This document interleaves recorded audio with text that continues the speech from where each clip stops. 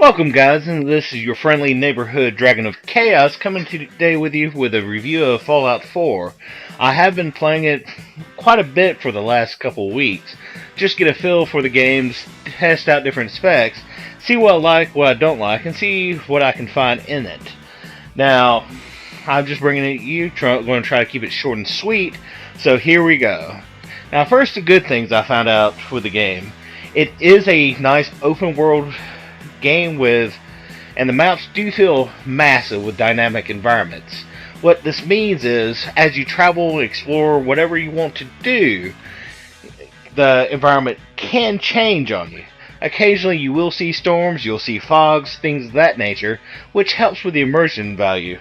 Plus, having to get out of the radiation of storms does kind of help point out that this is a post-apocalyptic world with nuclear fallout. Another thing I have to say is I do find the character models interesting, especially for the monsters. I can't tell you what it was like first running into the Death Hand or Death Claw, whatever you want to call it, the demonic looking monster. That was surprising, so to speak, and it's always kind of startling when you run across one out in the wild. The setting itself, I do enjoy. The retro 50s look does give it a unique feel, and add on that kind of almost Mad Max wasteland style that the Raiders have, and what your armor has, and things of all that jazz, does lend itself a little bit more interesting appeal to it. Now, another thing I do need to say is, for as far as it being a FPS with some turn-based game mechanics in it, while it is light on any of the non-FPS, the VAT system is kind of neat to use. I do actually use it interchangeably with my FPS. You do seem to take less damage, and with some of the perks in the game, it does allow you to do a limited style of teleporting. Which could be error in the game, a bug, or something of that phase, but I have teleported through a wall before getting to an enemy. It could just be that one area in Pikmin's house, but I did notice that then. As for the voice acting, I enjoy the voice acting. Listening to the radio was interesting, although I do need to make a complaint now that there's just not enough songs in the vanilla version. If you're listening to the 50s style music, you will start hearing the same songs over and over again, and I didn't listen to the classical much, so I can't really go into details with that. I know there's other stations as you go further south. I just haven't listened to them to see what songs they may have. As for the settlement function that you can partake in, it is interesting. It has much potential, although there is bad things that involves that. The plot-wise, it's light on plot. You start out looking for your son, and you get easily distracted with other things, but the quests I've been sent on have all been interesting, so that is a bonus. Now, I do feel a very Skyrim feel for this game, which I enjoy Skyrim immensely, and as a PC gamer, something else I enjoy with this is if you choose to have it, there's mods, plenty of mods out there, because it has a pretty large community creating those for us. As you may notice, there's more green in my game than is standard. My character is wearing a black vault suit, the Pip-Boy is black and white, and although you may not be able to tell, even her teeth and eyes have been cleaned up some. Which all leads into, kind of segues into some of the problems I've noticed. The graphics engine does seem a little bit outdated, especially with the character models for your NPCs and the PC you're playing. The mods do help, especially with the eyes, but some of the vanilla NPCs are just kind of, Also, I have found some glitches in the 3D models of the buildings, especially when it comes to clipping. I went to the Boston University with their admissions building. If you go through I went through a top door, looked around, turned around to go back inside the instance, so to speak, and I fell through the building. It was only because I could gain access to a first floor door to the instance that I was able to get out. Another of the things I've had some problems with is the AI pathing and some of its functions. Just what I mean is, if I'm trying to get through a door, the AI might just stand the door and I have to command it to move, and it won't move for a few seconds.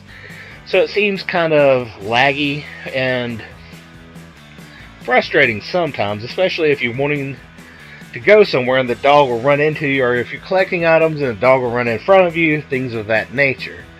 But it's not a major problem. It's just annoyance at the most. Part of the immersive thing with this is the lack of certain items, especially duct tape and circuits.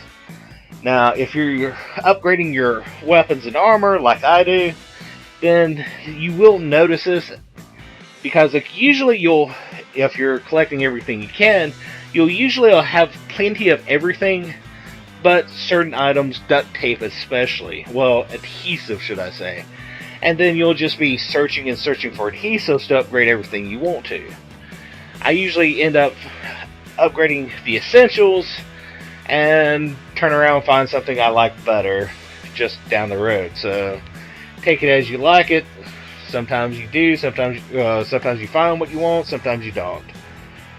But it does help with the immersive. It's still kind of frustrating sometimes.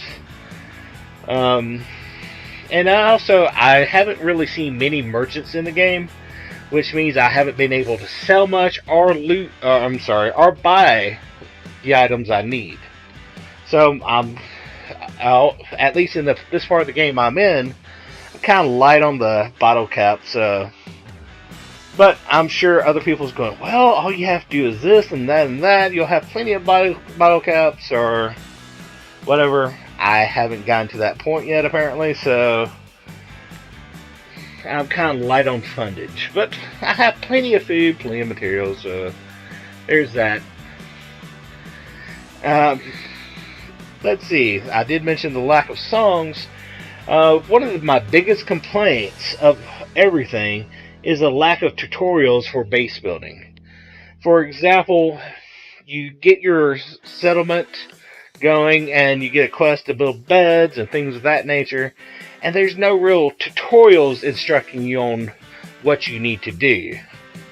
I mean, it's a basic look through your inventory, look through the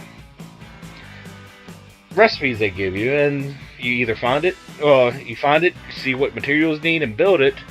But some things, like power, for example, there is issues with trying to power up radios and all that, where I couldn't figure out how to actually get my lights to turn on until I was reading on the forums that you need to run